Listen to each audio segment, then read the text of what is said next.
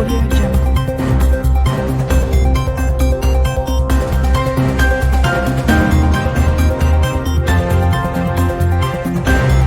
வணக்கம். தமிழன் செய்தி களம்.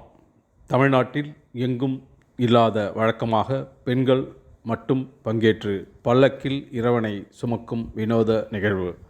ஆருத்ரா தரிசனத்தை முன்னிட்டு மயிலாடுதுறை அருகே கடலங்குடி சிவாலயத்தில் நடராஜர் சுவாமியை பெண்கள் மட்டுமே பல்லக்கில் சுமக்கும் விழா நடைபெற்றது.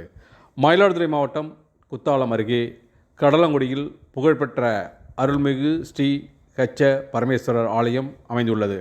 இங்கு ஆருத்ரா தரிசனத்தை முன்னிட்டு நடராஜர் சிலைக்கு பஞ்ச திரவியம் வைத்து சிறப்பு அபிஷேகம் மற்றும் ஆராதனை நடைபெற்றது. மேலும் பெண்கள் உதவியால் இந்த கோயிலில் கும்பாபிஷேகம் நடைபெற்றதால் இந்த கோயிலில் பெண்களுக்கென்று தனி முக்கியத்துவம் கொடுக்கப்பட்டு வருகிறது.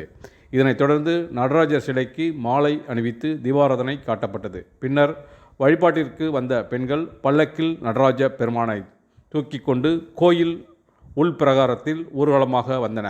இந்த நிகழ்வில் ஏராளமான பெண்கள் கலந்து கொண்டு சுவாமி தரிசனம் செய்தன. பெண்கள் மட்டுமே சுவாமி சிலையை பல்லக்கில் வைத்து ஊர்வலமாக எடுத்து வருவது இங்கு மட்டுமே நடக்கும் அபூர்வ நிகழ்வாக இருந்து வருகிறது என்பது குறிப்பிடத்தக்கது.